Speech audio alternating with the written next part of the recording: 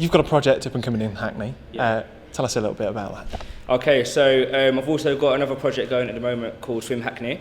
It's similar to the swim challenge we did with as part of Swim Dem Crew earlier on in the year, where we've taken 15 non-swimmers or people that are not currently swimming and trained them up to a point where this is a slightly smaller project. It's just over 12 weeks, so we've trained them up to the point where they can do 50 metres without stopping on a front crawl stroke. So there must be quite a few challenges associated with that, getting people in the water. What kind of things did you come up against? Yeah, so at the start of every project, I always make sure that the first hour of any project we do is not in the water, it's actually in a classroom. So we get everyone together and we discuss what are the reasons why you're not swimming at the moment.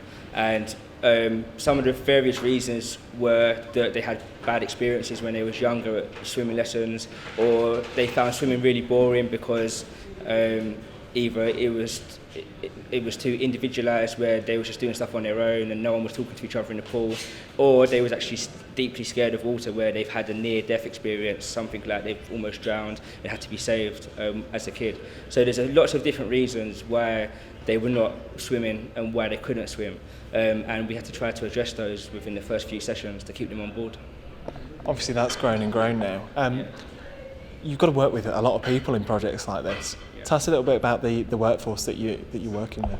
Okay, so we've got myself as a swimming teacher and another swimming teacher that I work with, and we've been working together for the last 5 years, 6 years, and we've built up this relationship where we trust each other's teaching, and we've built up a partnership where we can ease people into the water, and it's almost like it's not really a swimming lesson, it's more of a social event. Okay, so we turn up, we're chilling at the pool, the swimmers come in, how you doing? The first 10 minutes isn't even a lesson, we're talking about what's happened during the week, and we're talking with each other and we're talking to the swimmers.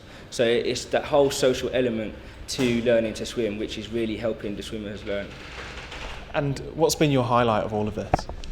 I think one of the highlights is from the Swim Challenge project is we had a person called Kai, and on his first session we done a swim test on him, and he swam about 4 meters, so he didn't really swim, he couldn't do nothing. He was scared to go in the big pool, so he started his first session in the baby pool, which is 80 centimeters deep.